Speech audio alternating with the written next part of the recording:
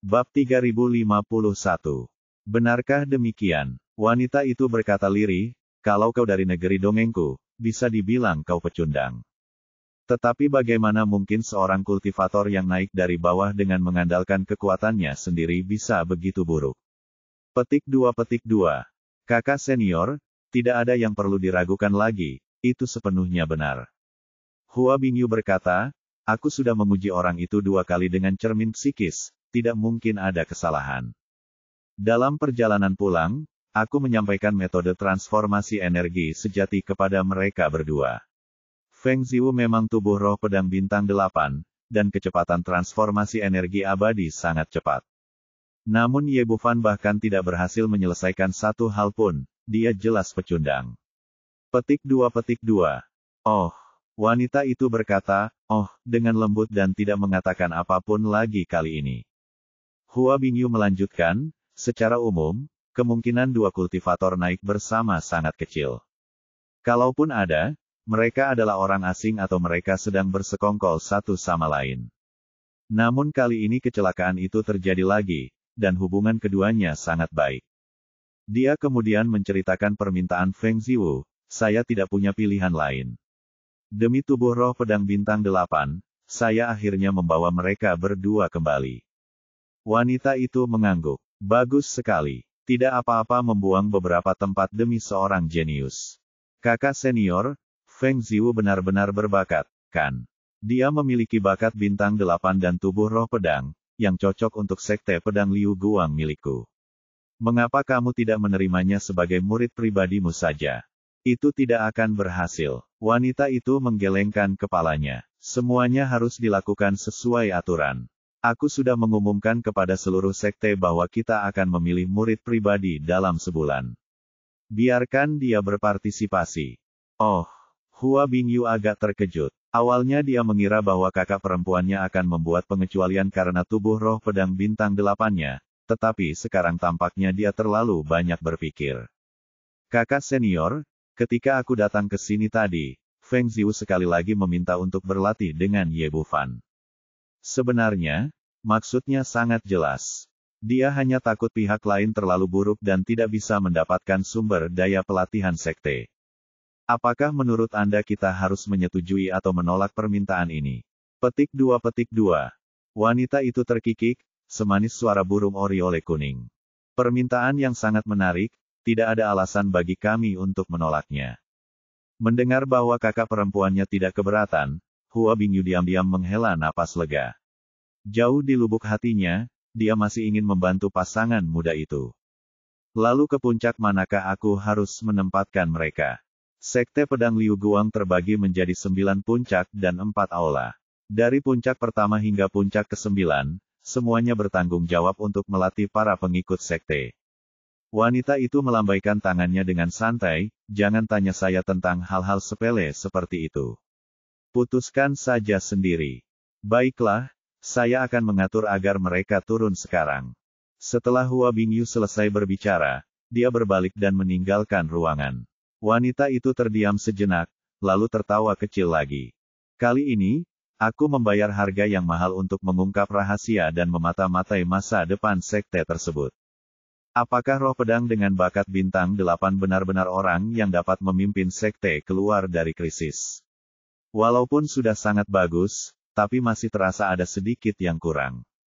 Adapun si kecil itu, dia bahkan tidak memiliki bakat bintang 1, tetapi dia masih bisa naik ke negeri dongeng.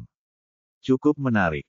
Hua Bingyu meninggalkan kamar wanita itu dan datang ke aula pertemuan sekte. Tak lama kemudian, semua master dari 9 puncak sekte pedang Liu Guang berkumpul di sini. Tetua Agung, saya ingin tahu perintah apa yang Anda miliki agar kami datang ke sini. Orang yang berbicara adalah Bai Lingpo, penguasa puncak kelima. Orang ini gemuk dan berkulit putih dengan senyum licik di wajahnya. Sebagai perbandingan, dia lebih terlihat seperti seorang pencatut keuntungan daripada seorang yang abadi. Saya punya sedikit hal untuk didiskusikan dengan kalian semua. Hua Bingyu telah bertanggung jawab atas seluruh urusan sekte pedang Liu Guang, dan telah mengumpulkan pengalaman yang tak terhitung jumlahnya dalam berurusan dengan rubah tua ini. Dia berkata sambil tersenyum, saya baru saja membawa kembali seorang murid baru dari Istana Kenaikan. Situasinya agak istimewa. Master puncak mana yang bersedia menerimanya? Bai Lingpu berbicara lebih dulu, karena ini adalah masalah yang ditugaskan oleh Tetua Agung, maka sudah menjadi tugas kami sebagai puncak kelima untuk melakukannya. Yang lain juga mengangguk dan menjawab. Pada saat ini, seorang pria parubaya dengan wajah kusam berdiri. Dia adalah Ji Suxian, penguasa puncak ke-9. Tetua Agung, saya ingin tahu apa bakat murid ini. Hua Bingyu berkata, bakatnya agak kurang. Meskipun demikian, sebagian besar orang yang hadir tidak menganggapnya serius.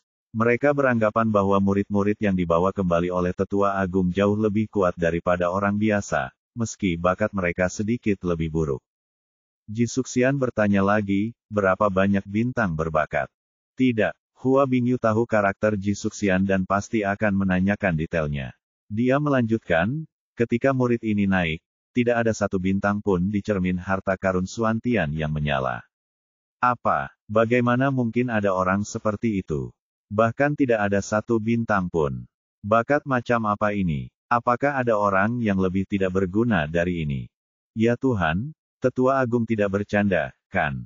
Para pemimpin puncak utama yang hadir tak lagi tenang, malah asyik berbincang satu sama lain. Hua Bingyu berkata dengan tegas, aku tidak bercanda, itu benar. Semuanya, lihat siapa yang membawanya masuk. Saya. Ekspresi Bai Lingpu sedikit berubah. Alasan dia menerima murid baru tadi adalah semata-mata untuk menyenangkan Tetua Agung, tetapi dia tidak bisa menerima pemborosan seperti itu apapun yang terjadi. Kalau tidak, dia akan menjadi bahan tertawaan Sekte Pedang Liu Guang dan bahkan ditertawakan oleh seluruh langit Qingwei. Ekspresinya berubah, dan dia berkata, iya, menurutku orang seperti ini tidak layak bergabung dengan Sekte Pedang Liu Guangku. Ini adalah keputusan yang dibuat oleh Master Sekte dan aku. Hua Bingyu tidak banyak bicara dan hanya membungkam semua orang. Di Sekte Pedang Liu Guang, meskipun pemimpin Sekte jarang bertanya tentang urusan di dalam Sekte, budidaya, status, dan keagungannya yang kuat tidak akan pernah terguncang oleh siapapun, apalagi siapapun yang berani mempertanyakan keputusannya. Bai Lingpu tersenyum canggung, keputusan pemimpin Sekte dan Penatua benar-benar benar. Maksud saya bahwa orang-orang seperti itu tidak boleh dibawa kembali ke Sekte sama sekali. Hua Bingyu meliriknya, Tuan Bai Feng benar-benar lupa. Saya tidak mengatakan bahwa saya baru saja membawa orang itu kembali. Ini. Bai Lingpu tidak bisa berkata-kata dan tidak dapat menemukan alasan yang cocok untuk sementara waktu. Hua Bingyu menatapnya dan tersenyum bercanda, saya ingat Tuan Bai Feng mengatakan sekarang bahwa karena itu adalah keputusan Sekte, Anda akan dapat menyimpannya. Itu saja. Penatua yang hebat ini benar-benar tidak kompeten dan tidak bisa mengajar murid-murid seperti itu. Mengapa Anda tidak melihat saudara-saudara lain? Meskipun sangat memalukan, Bai Lingpu masih menolak dengan peluru yang tangguh dan tidak bisa membawa limbah seperti itu kepada murid-muridnya, apapun yang terjadi. Dia membuka kepalanya, dan penguasa puncak lainnya juga mengikutinya. Entah bawahan saya penuh sesak, atau saya telah dalam keadaan kesehatan baru-baru ini dan tidak dapat mengajar murid-murid saya, dan tidak ada yang mau menerimanya.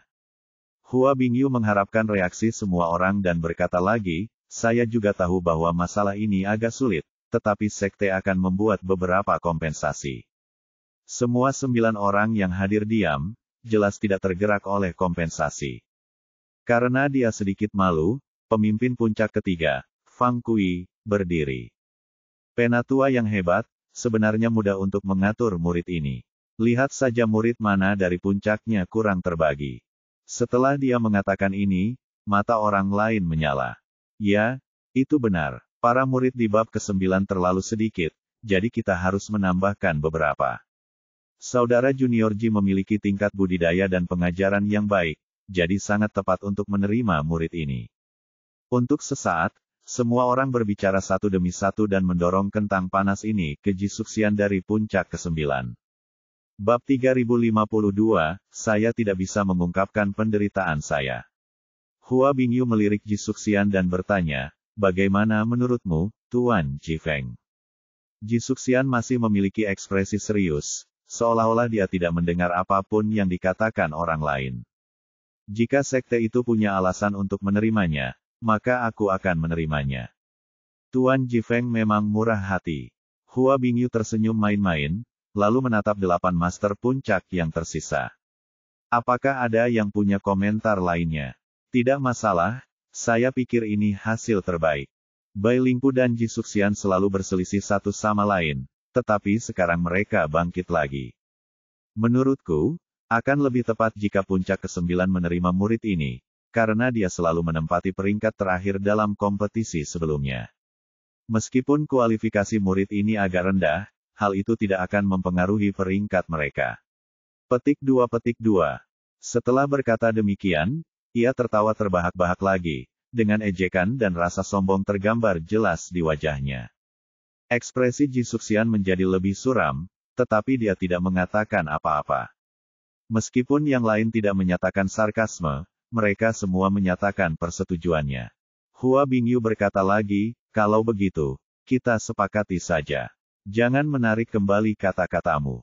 Bertaubat, tidak mungkin. Zhu Fengkui berkata, semua orang sudah setuju, dan tetua agung yang memegang kendali, jadi bagaimana mungkin mereka bisa menarik kembali janji mereka? Kalau begitu, sudah diputuskan. Murid baru sekte Ye Bufan akan diterima di puncak ke-9. Hua Bingyu mengumumkan di tempat, lalu menatap Ji Suxian, ngomong-ngomong, sekte tidak akan membiarkanmu menderita kerugian apapun. Bukankah aku baru saja memberitahumu bahwa aku akan memberimu sejumlah kompensasi, dan seorang murid baru juga akan ditugaskan ke puncak ke-9-mu. Petik 2. Mereka mengira itu semacam kompensasi, tetapi ketika mereka mendengar bahwa itu hanya satu murid baru, yang lain mulai tertawa lagi. Ada yang diam-diam merasa beruntung karena tidak dikalahkan oleh tetua agung itu, kalau tidak, mereka pasti harus menanggung kekalahan itu dalam diam. Bai Lingpu berkata sambil tersenyum, apa bakat murid ini? Tidak mungkin dia masih belum memiliki 1 bintang pun, kan? Tentu saja tidak. Kalau tidak, bagaimana itu bisa disebut kompensasi? Hua Bingyu tersenyum tipis, aku juga membawa murid ini kembali. Dia memiliki bakat bintang 8 dan tubuh roh pedang. Apa? Itu bakat bintang 8, dan tubuh roh pedang. Begitu Hua Bingyu selesai berbicara, 8 master puncak lainnya membeku di tempat. Baik itu bakat bintang 8 maupun tubuh roh pedang, salah satu kualifikasi ini sudah cukup untuk membuat mereka berebut mendapatkannya. Namun kini kedua bakat unik itu terpusat pada satu orang, dan diberikan kepada puncak ke-9. Tetua Agung, ini tidak adil. Zhu Fengkui adalah orang pertama yang melontarkan komentar, murid yang luar biasa dan berbakat seperti itu seharusnya diberi kompetisi yang adil dan tidak boleh langsung ditugaskan ke puncak ke-9. Bai Lingpu buru-buru berseru, Tetua Agung, puncak ke-5 kami bersedia menerima murid yang tidak berguna itu. Mohon beri kami kompensasi juga. Yang lain juga sependapat. Tidak ada gunanya menambah satu sampah lagi. Kebanyakan dari mereka hanya merasa malu. Namun, jika kompensasinya adalah tubuh roh pedang bintang 8, maka situasinya benar-benar berbeda. Bakat yang tak tertandingi seperti ini tidak dapat dibeli dengan uang berapapun. Diam semuanya. Senyum di wajah Hua Bingyu menghilang, ekspresinya langsung berubah dingin, dan tekanan besar memenuhi seluruh tempat. Kamu baru saja mengatakan bahwa kamu tidak menyesal menolak pengaturan sekte. Mengapa kamu menamparkan wajahmu sendiri sekarang? Ke-8 orang itu terdiam serentak, sama sekali tidak mampu mengungkapkan keluhan mereka. Hua Bingyu tersenyum dingin dan menoleh menatap Ji Suxian, Tuan Jifeng, ikutlah denganku untuk menjemput orang-orang. Sebagai sesepuh agung sekte, dia tentu memiliki metode uniknya sendiri. Kalau aku langsung menyingkirkan si jenius tak tertandingi Feng Ziwu, orang-orang itu pasti akan langsung memeras otak mereka, dan akan sangat merepotkan kalau aku sendiri yang mengurus mereka. Tapi sekarang, dengan menempatkan Ye Bufan di depan dan menggunakan Feng Ziwu sebagai kompensasi, semuanya dapat diselesaikan dan masalah besar ini dapat dengan mudah diselesaikan. Meskipun Ji Suxian memiliki kepribadian yang membosankan, dia tetap tidak dapat menahan tawa pada saat ini. Itu adalah tubuh roh pedang bintang 8. Aku benar-benar mendapat tawaran yang sangat bagus. Melihat kedua orang itu pergi, 8 guru puncak merasa penuh kepahitan. Baru pada saat inilah mereka menyadari betapa kuatnya tetua agung ini. Di sisi Ye Bufan, 2 orang sedang menunggu dan mengobrol di pavilion, dan pada saat ini, seorang pria muda yang tampaknya berusia 20-an berjalan mendekat dari kejauhan. Pria itu mengenakan jubah hijau dengan kata-kata, Liu Guang, tertulis di borgolnya, yang merupakan simbol murid luar sekte pedang Liu Guang. Murid-murid sekte pedang Liu Guang juga dibagi menjadi beberapa tingkatan. Mereka yang baru saja naik dari dunia kultivasi dan belum mengubah esensi sejati mereka menjadi esensi abadi adalah murid terdaftar. Mereka yang secara resmi menjadi makhluk abadi virtual dan memulai jalan menuju keabadian adalah murid luar. Kemudian, seiring meningkatnya tingkat kultivasi mereka dibagi menjadi murid dalam dan murid inti. Di samping tingkatan-tingkatan itu, ada pula eksistensi yang khusus, yaitu murid langsung dari para master puncak-puncak utama. Sebagai murid langsung, tidak peduli seberapa tinggi tingkat kultivasinya, prospek masa depannya tidak terbatas. Dia mungkin akan menjadi penerus guru puncak berikutnya, jadi statusnya bahkan lebih tinggi daripada murid inti. Secara umum, para guru di puncak-puncak utama sangat berhati-hati dalam menerima murid, sehingga jumlahnya sangat sedikit. Pria itu awalnya lewat, tetapi saat dia melihat Feng Ziwu, dia berhenti dengan mata berbinar. Sekte pedang Liu Guang memiliki hierarki yang ketat. Jika itu adalah murid lain, dia tidak akan pernah berani menatap mereka. Namun, Ye Bufan dan 2 orang lainnya berbeda. Yang mengalir dalam tubuhnya adalah energi sejati, yang belum sempat diubah menjadi energi abadi. Jelaslah bahwa dia adalah murid baru. Bahasa Indonesia, nama orang ini adalah Sun Chen. Sebagai murid luar, pangkatnya biasanya sangat rendah, tetapi di hadapan murid-murid baru yang terdaftar, dia sangat percaya diri. Bagaimanapun, dia adalah seorang yang benar-benar abadi. Karena itu, lelaki itu berhenti dan berjalan mendekat sambil tersenyum. Adik perempuan, apakah kamu baru saja bergabung dengan sekte? Feng Ziwu awalnya mengobrol dengan Ye Bufan, dengan senyum tipis di wajah halusnya. Namun begitu dia mendekat, ekspresinya langsung berubah dan kembali ke ekspresi dingin sebelumnya. Siapa kamu? Ada apa? Adik perempuan, sikapmu terhadapku tidak benar. Aku hanya murah hati dan tidak akan mengganggumu. Sun Chen bertindak seperti seorang kakak laki-laki dan berkata, saya Sun Chen, murid luar dari puncak kelima. Mulai sekarang, Anda dapat memanggil saya kakak senior Sun. Anda dapat datang kepada saya jika Anda memiliki masalah. Tidak tertarik. Feng Ziwu memalingkan wajahnya setelah selesai berbicara. Melihat usahanya tidak ditanggapi dengan baik, Sun Chen merasa amat kesal. Gadis ini jelas-jelas asyik mengobrol dengan lelaki tampan itu tadi, tapi sikapnya berubah begitu aku muncul, yang jelas-jelas memperlihatkan bahwa dia tidak peduli dengan lelaki tampan itu. Gadis kecil, kau tidak mengerti identitasmu, kan? Tidak peduli seberapa tinggi statusmu di alam bawah, kau hanya murid terdaftar tingkat rendah di sini, dan kau tidak dapat dibandingkan dengan kami murid luar formal. Orang ini terus mengoceh dan awalnya ingin memamerkan statusnya, tetapi Feng Ziwu benar-benar kehilangan kesabarannya. Gulungan. Saya, Sun Chen benar-benar marah. Dia telah melihat banyak murid terdaftar, semuanya menyanjung dan menjilat, mengatakan segala macam hal yang baik. Namun, Feng Ziwu adalah orang pertama yang sombong seperti dia. Gadis kecil, sepertinya aku perlu memberimu pelajaran sebelum kau belajar etika. Sambil berbicara, dia melangkah maju dan hendak mengambil tindakan, tetapi pada saat ini sesosok tubuh melintas dan Ye Bufan berdiri di depannya. Sudah kubilang keluar, kau tidak mendengarku. Ye Bufan sangat jelas tentang situasi di depannya. Sebagai seorang pria, dia tentu saja harus berdiri di depan saat ini. Meskipun tak seorang pun di antara mereka yang mengubah hakikat sejati mereka menjadi hakikat abadi, dia adalah seorang kultivator tubuh dan kekuatannya sendiri jauh lebih unggul daripada Feng Ziwu. Hal lainnya adalah meskipun Anda tidak dapat berlatih, itu tidak berarti Anda tidak memiliki kekuatan. Dengan energi sejati yang tersimpan dalam tubuhnya, jika meledak sepenuhnya, dia masih mampu membunuh makhluk abadi di depannya.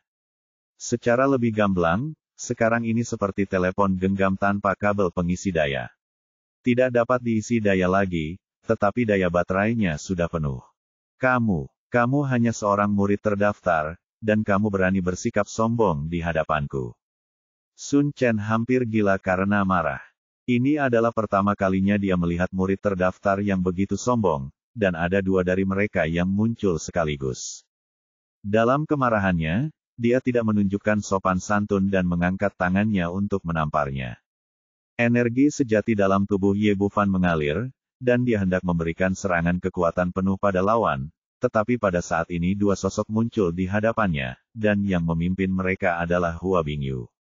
Karena tetua agung telah kembali, dia tidak perlu lagi menyia-nyiakan energi sejatinya yang terbatas, jadi dia berhenti mengedarkan energi sejatinya.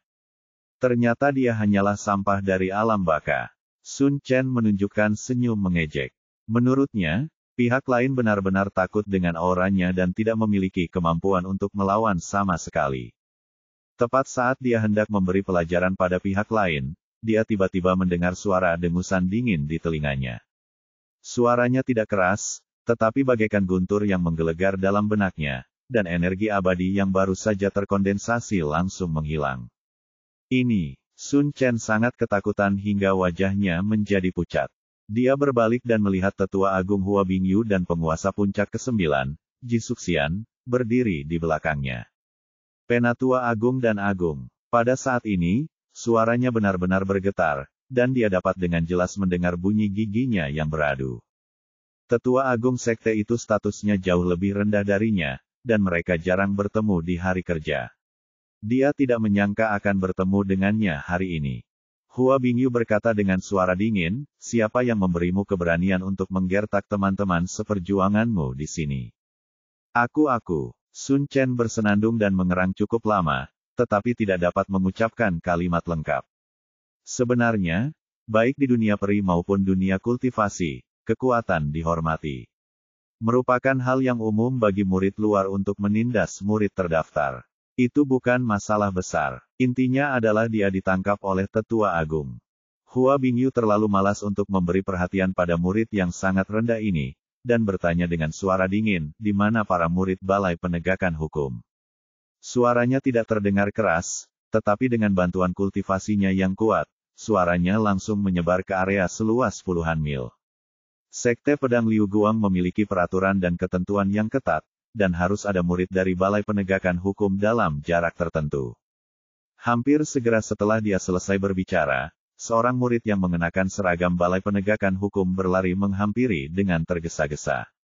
Liao Su, murid Balai Penegakan Hukum, memberi salam kepada tetua agung. Hua Bingyu berkata, jika kamu menindas orang lain dengan memanfaatkan kekuatanmu, kamu akan dihukum dengan 50 tongkat rotan abadi. Jika kamu melakukannya lagi, kamu akan dikeluarkan dari sekte. Ya, murid penegak hukum itu tidak ragu sama sekali, mengulurkan tangan, meraih Sun Chen dan pergi. Baiklah, mulai sekarang kalian semua adalah murid puncak ke-9, dan ini adalah master puncak ke-9 Ji Suxian. Setelah Hua Bingyu selesai berbicara, dia segera pergi. Sebagai tetua agung sekte, dia biasanya tidak peduli dengan hal-hal sepele seperti penerimaan murid baru. Kali ini benar-benar istimewa. Kalian ikut saja denganku. Wajah Ji Suxian yang muram tidak menunjukkan banyak ekspresi. Dia mengulurkan tangannya dan melambaikannya, dan sejumlah besar energi abadi menggulung mereka berdua dan pergi. Ketika dia muncul lagi, dia telah mencapai puncak lantai ke-9. Setelah mendarat, dia berbalik dan melirik Feng Ziwu. Mulai hari ini, kamu adalah murid langsungku. Ikuti aku dan berlatihlah di sini. Pada titik ini, tatapannya kembali tertuju pada Ye Bufan, pergilah ke murid terdaftar dan perlahan-lahan ubahlah energi sejatimu. Ketika hakikat sejatimu berubah menjadi hakikat abadi, kau bisa menjadi muridku.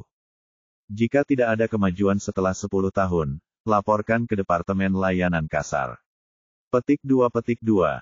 Ketika Feng Ziwu mendengar bahwa keduanya akan berpisah, dia hendak berbicara keberatan, tetapi Ye Bufan menariknya ke samping. Jika kamu menjadi murid pribadi, statusmu akan semakin tinggi. Kultivasimu juga akan meningkat lebih cepat di masa mendatang. Jadi, Kamu bisa lebih membantuku, bukan? Ye Bufan tahu kapan harus maju dan kapan harus mundur, dan sepenuhnya menyadari situasinya sendiri. Sudah sangat baik baginya untuk dapat memasuki jajaran murid terdaftar untuk berlatih.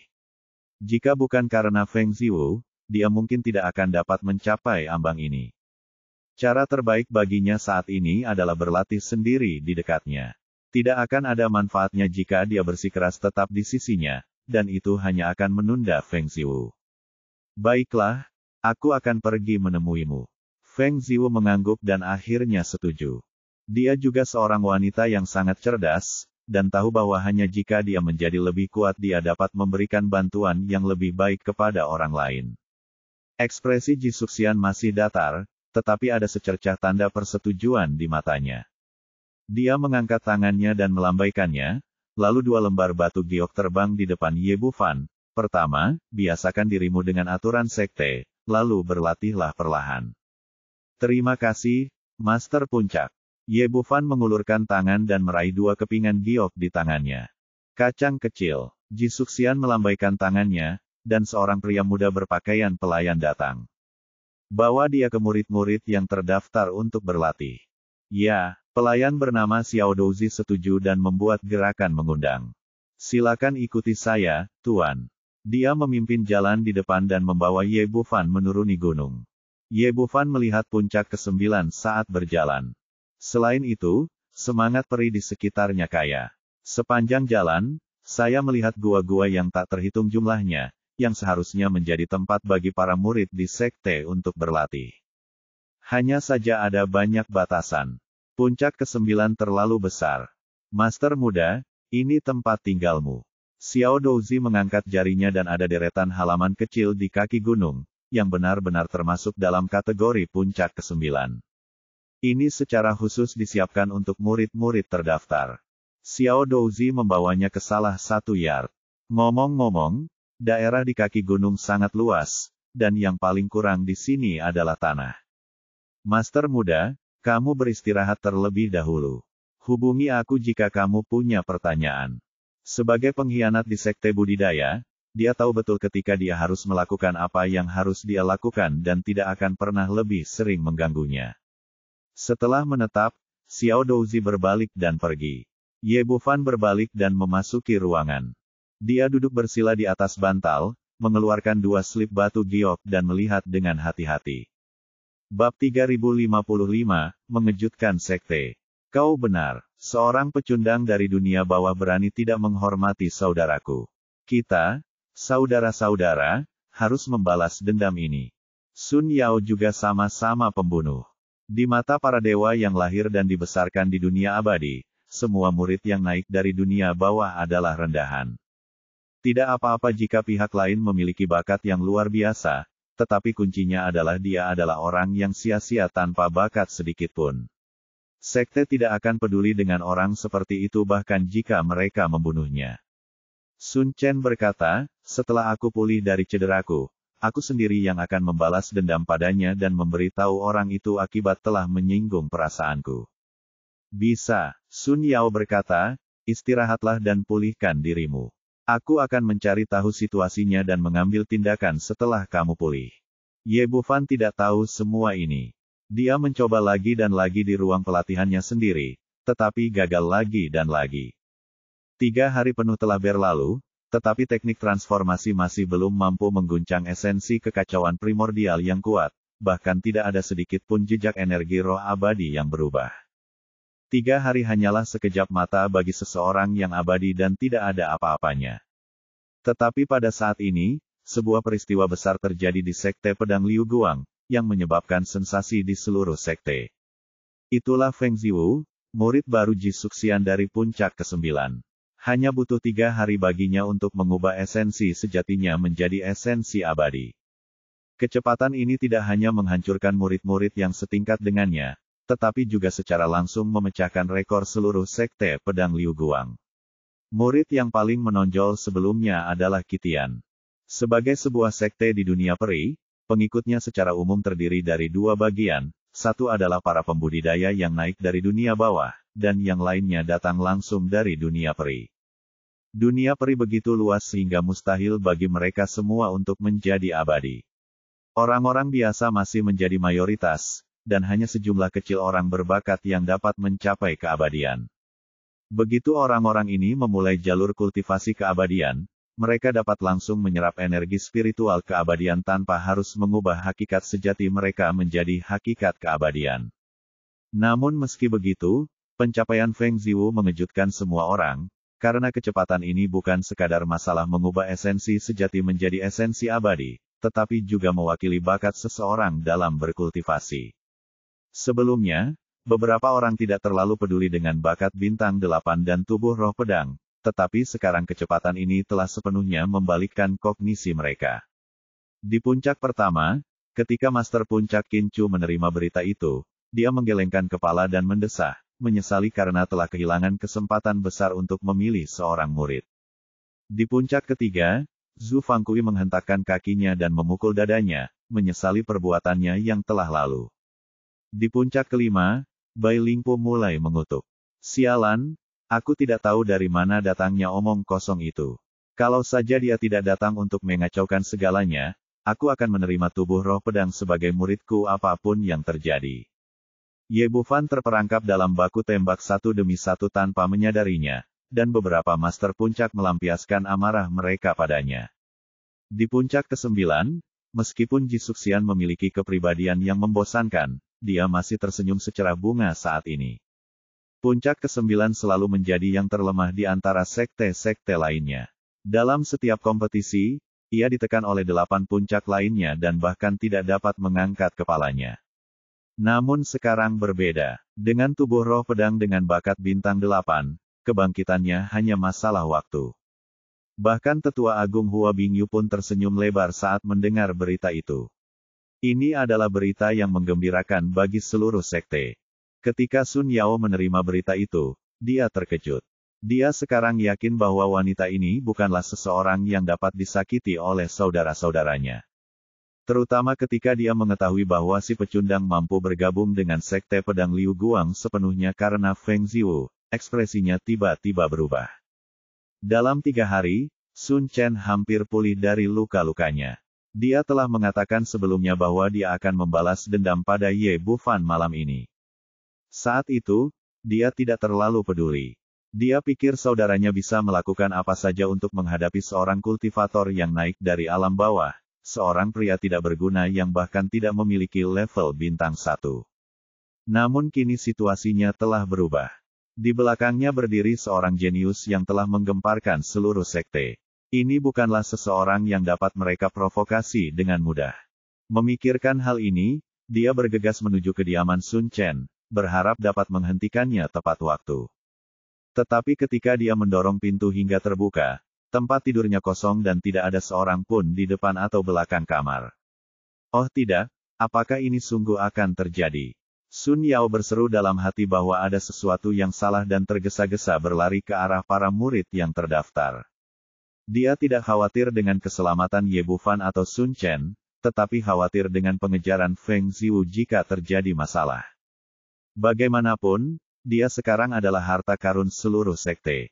Begitu konflik terjadi, kau tidak perlu bertanya untuk mengetahui di pihak mana monster-monster tua di sekte itu akan berdiri. Saat itu, saudaraku mungkin bahkan tidak dapat menyelamatkan hidupnya. Sambil memikirkan hal itu dalam benaknya, ia berlari makin kencang, bergegas menuju puncak ke-9. Dugaan Sun Yao benar. Sun Chen segera berlari untuk membalas dendam setelah lukanya sembuh. Ia tidak menelepon abang tertuanya, karena ia merasa tidak perlu ada orang lain yang mengurusi pendeta tidak berguna seperti itu dan ia sudah lebih dari cukup mampu. Ketika dia tiba di kaki puncak ke-9, dia sedikit khawatir terlihat oleh orang lain, tetapi dia menemukan bahwa tidak ada seorang pun di sekitar kediaman Ye Bufan. Ternyata ketika reputasinya sebagai seorang yang terbuang selama 10.000 tahun tersebar, bahkan para murid terdaftar di sekitarnya menjauhinya, karena takut terkena nasib buruk dari sampah ini. Dalam radius beberapa mil, hanya Xiao Douzi dari kamar pelayan yang tidur nyenyak di sana. Sepertinya kau memang pantas mati. Sun Chen menunjukkan seringai di bibirnya, lalu dia menjentikkan jarinya, dan embusan angin menyentuh titik tidur Xiao Douzi, dan dia tidak akan bangun dalam waktu singkat. Setelah memastikan tidak ada seorang pun di sekitarnya, dia berjingkat-jingkat memasuki halaman sambil mengumpat, "Dasar bajingan tidak berguna bernama Ye, kenapa kau tidak keluar saja dan mati saja?" Di dalam ruangan, kamu Bufan bekerja keras selama 3 hari, mencoba berkali-kali dan masih tidak membuat kemajuan. Apakah Anda ditakdirkan untuk tidak dapat menumbuhkan keabadian? Tepat ketika dia sangat kesal, suara Sun Chen datang dari luar pintu.